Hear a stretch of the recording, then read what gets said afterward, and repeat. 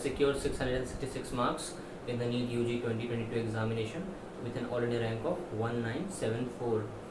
This was my second attempt. In my first attempt, I have secured 563 marks with an all India rank of 38,000.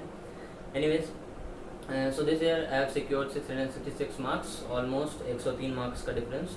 So I would be sharing what were my strategies, how I revised in the end, and how I managed everything in my drop year, and what mistakes I did in my 11th and 12th, which most of the people neglect and they do not consider it, right? So we will be discussing about everything, and I have broken down the things into small chunks. It would be more clear to you, right? And let's get started. So the first point is about NCERT और उसका importance. So all of you must be knowing कि NCERT कितना important है NEET के लिए, NCERT की क्या importance है obviously नीट के एग्ज़ाम के अंदर. So NCERT रही बात बायो की, तो it's obviously the only thing that you should prefer in bio. And chemistry and physics के अंदर most of the people neglect chemistry की NCERT, and physics की NCERT is also neglected, जो कि उतनी ज़रूरी होती भी नहीं है, but थोड़ा बहुत ब्रश अप करने के लिए if you need then you can follow. I would be telling into points. देखो, the thing that you should follow while reading NCERT is counter learning. Counter learning का मतलब क्या होता है? Counter learning is basically you should learn. अगर मान लो आपने animal kingdom में ये चीज़ पढ़ा कि aschelminthes, suppose aschelminthes topic है एनिमल किंगडम के अंदर, उसमें आपने ये पढ़ा कि aschelminthes are free living, they are parasitic, ठीक है, एंड मतलब parasitic on plants, animals as well as humans. तो तुम्हारे दिमाग में इट शुड इमीडिएटली स्ट्राइक कि अच्छा ये मैंने ये चीज़ पढ़ ली है. बट अगर कभी भी इस चीज़ का आप कहीं इस चीज़ को सुनते हो तो दैट यू मस्ट कनेक्ट कि हाँ तुरंत स्ट्राइक करना चाहिए. अच्छा ये चीज़ मैंने कहीं पढ़ी है. जैसे प्लांट के अंदर पैरासाइटिक कौन सा निमेटोड हो सकता है? मेलिडोगाइन इनकोग्निशिया. उसके अलावा एनिमल पे कौन हो सकता है? विचरेरिया, बैंक्रॉफ्टाई एंड मेलाई, ठीक है. उसके अलावा नॉन पैथोजेनिक कौन सा है? साइनोरैबिडाइटिस एलिगेंस, मॉलिकुलर बेसिस में गिवन है. एक बायोटेक्नोलॉजी में गिवन है, बायोटेक की एप्लीकेशन में, और एक कहाँ पर गिवन है? एक है ह्यूमन हेल्थ एंड डिजीज़ में. तो एनिमल किंगडम के एक टॉपिक को आपने मॉलिकुलर बेसिस से भी लिंक कर दिया, आपने ह्यूमन हेल्थ एंड डिजीज़ से भी कर दिया लिंक, एंड आपने बायोटेक एप्लीकेशन से भी लिंक कर दिया. तो इसे कहते हैं काउंटर लर्निंग, चीज़ों को लिंक करके पढ़ना. सपोज आपने कहीं पे पढ़ा कैंसर के बारे में, कैंसर होता है ह्यूमन हेल्थ एंड डिजीज़ में, एंड एड्स भी, उसमें कीमोथेरेपी होता है. You don't know about कीमोथेरेपिक drugs, right? Chemotherapy मतलब केमिकल के थ्रू, मतलब मेडिसिन के थ्रू ठीक करना. तो आप अगर सपोज़ आपसे ये पूछा जाएगा कि सपोज़ कैंसर के रिलेटेड ड्रग्स का नाम बताओ, तो हमारे बायो के NCERT में तो वो चीज़ गिवन नहीं है. बट अगर आप केमिस्ट्री के NCERT का some basics concept of chemistry देखते हो तो उसमें वो चीज़ गिवन है, cisplatin and taxol. Similarly AIDS से रिलेटेड है एजिडोथाइमिडीन. तो ये होता है काउंटर लर्निंग. एंड उसके आगे अब the thing is physics. Physics के अंदर NCERT क्या इंपॉर्टेंट है लिटरली. देखो, आई वुड से अगर टाइम है तो पढ़ो, नहीं है तो मत पढ़ो, कोई ज़रूरत नहीं है पढ़ने की. लेकिन अगर तुमने भी 11th स्टार्ट करा है या फिर 12th जस्ट शुरू हुआ है तो यू कैन रिफ़र, वो भी सेलेक्टिवली किन किन टॉपिक्स में. 11th का जो सेकेंड NCERT है यानी कि फ्लूइड्स, सॉलिड्स, ये सारी चीज़ों में यू कैन रिफ़र. उसके अलावा 12th के अंदर modern chemistry, modern physics. Modern physics के अंदर यू शुड फॉलो जैसे सेमी कंडक्टर्स है, ठीक है. तो सेमी कंडक्टर्स के अंदर it is given about inorganic semiconductor, organic semiconductor and organic polymeric semiconductors. So ये चीज़ें उतनी इंपॉर्टेंट नहीं है, ज़रूरी नहीं है कि ये आ ही जाए तुम्हारी नीट में.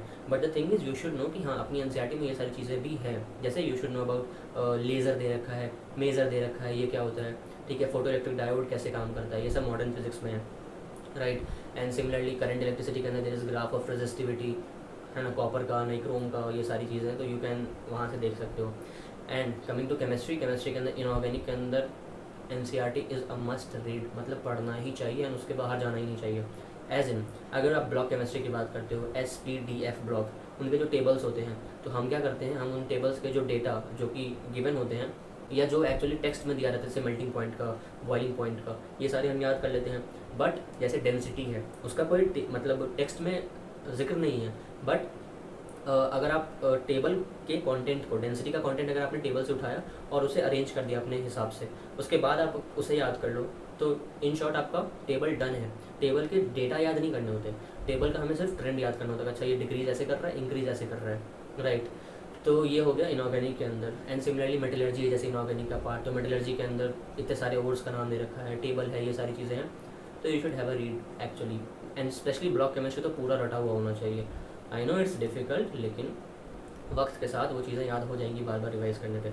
कमिंग टू ऑर्गेनिक केमिस्ट्री के अंदर जीओसी के अंदर लास्ट के पार्ट, प्यूरिफिकेशन वाला पार्ट, वो थोड़ा बहुत इंपॉर्टेंट है। एंड हाइड्रोकार्बन्स के जो रिएक्शंस होते हैं, पायरोलिसिस का, क्रैकिंग का, एंड जो भी प्रिपरेशन होता है इथेन इथीन ये सारी चीज़ों का, एंड हेलोएल्कीन हेलोअरीन्स, ये जितने भी रिएक्शंस थे बाकी 12th के जितने भी हैं, total around 7 chapters, right. Haloalkane and haloarene and alcohol phenol ether, aldehyde ketone carboxylic acid, amines, biomolecules, chemistry in everyday life, polymers, ये सारे बिल्कुल टिप्स पर होने चाहिए। एनसीईआरटी ही से क्वेश्चन आएगा इनके अंदर, and you should follow NCERT only, क्योंकि उससे बाहर एनडीए पेपर बनाता नहीं है जनरली केमिस्ट्री में, right. And coming to physical chemistry, तो फिजिकल केमिस्ट्री के अंदर ज़रूरत नहीं है। फिजिकल के अंदर ये है कि अगर आपको फार्मूला आता है, अगर आपको कॉन्सेप्ट्स आते हैं, then that's more than enough for you. If you want to read you can go for surface chemistry, क्योंकि उसके अंदर चीज़ें काफ़ी अच्छे से एक्सप्लेन है। कोलॉइड कैसे होता है, टिंडल इफेक्ट क्या होता है, ये सारी चीज़ें आपको उसमें अच्छे से समझ में आ जाएगी। जो प्रिपरेशन होता है, ब्रेडिक्स आर्क मेथड, ये सारी। एंड ये सरफेस केमिस्ट्री कह रही है। एंड सॉलिड स्टेट्स के अंदर there are diagrams given 3D में, जिसको देख के अच्छे से समझ में आ सकती है चीज़ें। प्लस लास्ट में जो एग्जाम्पल्स है, फेरोमैग्नेटिक, एंटी फेरोमैग्नेटिक, राइट, ये सारी चीज़ें। तो ये होगा केमिस्ट्री में। बायो मैंने बता ही दी, एंड फिजिक्स मैंने इंपॉर्टेंट बता दी। बायोलॉजी के अंदर इट्स बॉटनी एंड ज़ूलॉजी। देखो द थिंग इज़, बायो में हमारे पास 2 टाइप के टॉपिक्स होते हैं। One is core conceptual topic and the other one is volatile topics, जैसे कि मिनरल न्यूट्रिशन हो गया, डाइवर्सिटी जैसे कि बायोलॉजी क्लासिफिकेशन है ना, animal kingdom, plant kingdom, morphology, right. तो इनके अंदर क्या होता है, इट्स मोर ऑफ कि जो कोर टॉपिक है, जो कंसेप्चुअल टॉपिक है, यू शुड एक बार अगर आप उस चीज़ को समझ जाते हो, ठीक है, you should know the reason कि मतलब ऐसे ऐसे कैसे कैसे हो रहा है। सपोज मॉलिकुलर बेसिस है, तो मॉलिकुलर बेसिस के अंदर आपको पता होना चाहिए कि ट्रांसलेशन का प्रॉपर मैकेनिज्म क्या है। सो मतलब ये है कहने का कि एनसीईआरटी तो पढ़नी है, लेकिन कंसेप्चुअल चैप्टर में आप थोड़ा सा बाहर जा सकते हो। जैसे साइटोलॉजी है, साइटोलॉजी फिर भी बहुत आसान है, but cell division, metaphase, anaphase, meiosis 1 specially, तो वो समझना ज़रूरी है कि एक्चुअली में क्रोमोसोम का नंबर क्या होता है, क्रोमोसोम का कंटेंट क्या होता है, तो ये समझ के पढ़ना ज़रूरी है। सो वही है, बायो के अंदर NCERT is the only thing that you should follow. And रही बात क्वेश्चन प्रैक्टिस की, तो you can go for Aakash, Allen, कोई सा भी standard module. The only thing इस चीज़ का ध्यान रखना है कि अगर बहुत सारे क्वेश्चन बाहर से आ रहे हों तो you should not bother about it कि यार ये क्या था वो क्या था। द थिंग इज़, इस बार का जैसा पेपर हमने देखा 2022 का, इस बार के पेपर से हमें ये समझ में आता है कि सिर्फ बायो के रटने से कुछ नहीं होता। जैसे 2020 तक, इनफैक्ट 21 तक स्ट्रेट फॉरवर्ड क्वेश्चंस थे कि बेसिक एमिनो एसिड कौन होता है, ये क्या होता है, वो क्या होता है। बट इस बार का बायो लेंदी था। लेंदी क्यों था? क्योंकि स्टेटमेंट्स थे। अगर आपको एक स्टेटमेंट आता है, जैसे पहले क्वेश्चंस आते थे इसका ये एग्जांपल बताइए, तो एक ही था बस, तो आपने उस पर टिक कर दिया। लेकिन अब क्या है, पूरे पूरे स्टेटमेंट्स हैं, वो भी एक नहीं, आपको 5 स्टेटमेंट्स पढ़ने हैं और उनमें से चूज़ करना है कि कौन से सही है कौन से गलत है। तो ये तभी हो पाएगा जब आपने एनसीईआरटी बहुत अच्छे से पढ़ रखी हो। तो एनसीईआरटी अच्छे से पढ़िएगा, काउंटर लर्निंग का ध्यान रखिएगा, मतलब चीज़ों को लिंक करके पढ़ना, चीज़ों को समझ के पढ़ना। वोलेटाइल टॉपिक्स जो है उनको बार बार रिवाइज़ करिए। सुबह उठ करके आप मॉर्फोलॉजी, ये सारे चैप्टर्स आप रिवाइज़ कर सकते हैं। सिमिलरली कंसेप्चुअल को ध्यान से एक बार कायदे से समझ लीजिए। अगर वो चीज़ अगर आपको समझ में आ जाती है तो फिर आगे आपको दिक्कत नहीं होगी। एंड बायो बस हो जाना यहाँ पे। Moving on to the next thing. किसी चीज़ में जल्दी नहीं करनी है कि बस बस बस मेरे आ जाए तुरंत 700 मार्क्स आ जाए तुरंत ये हो जाए, राइट। सबका अपना अपना टाइम होता है एंड बहुत ज़्यादा लक पर भी चीज़ें डिपेंड करती है। मेरे अपने मॉक टेस्ट में 700 मार्क्स भी आ चुके थे, 705 भी आ चुके थे, 690s में भी थे, 680s में भी थे, and majority of the time मेरे 650s के ऊपर थे। एंड ज़्यादातर मेरी फर्स्ट रैंक आती थी, ऑलमोस्ट 200 बच्चों में, 300 बच्चों में, डिपेंड करता था कि पार्ट टेस्ट है या फुल टेस्ट है। सो बस यही चीज़, अगर एक कोई टेक अवे हो जो तुम इस वीडियो से ले जा सकते हो, the only thing that you should no कि डिसहार्टेड नहीं होना है, जो भी हुआ ठीक है, जितने भी आ रहे हो इस बार 300, 400, 500, 600, है ना। सो एंड आगे जब आप डॉक्टर बनते तो कोई ये नहीं पूछता कि अच्छा आपने तो पहली बार में निकाला था ना, आपने दूसरी बार में निकाला था ना, कोई नहीं पूछता। द ओनली थिंग इज़ कि आप कैसे अपनी MBBS करते हो एंड आगे की जो भी है चीज़ें कैसे करते हो, राइट।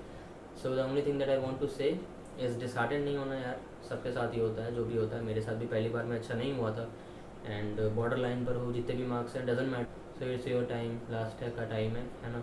ट्राई करो अपने तरफ से, पूरी कोशिश करो, एंड इन द एंड सब अच्छा होगा।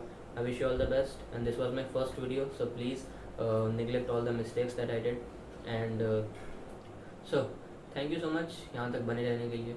एंड आई वुड ट्राई आगे और भी चीज़ें अपलोड करूँ रिगार्डिंग सब्जेक्ट वाइज, एंड कैसे मॉक टेस्ट देते हैं, स्पीड कैसे बढ़ाना है, एफिशिएंसी कैसे बढ़ाना है, और एवरीथिंग। एंड यस, लाइक करो, सब्सक्राइब करो एंड शेयर करो इस वीडियो को. एंड यस, टिल देन मिलते हैं नेक्स्ट वीडियो में. बाय.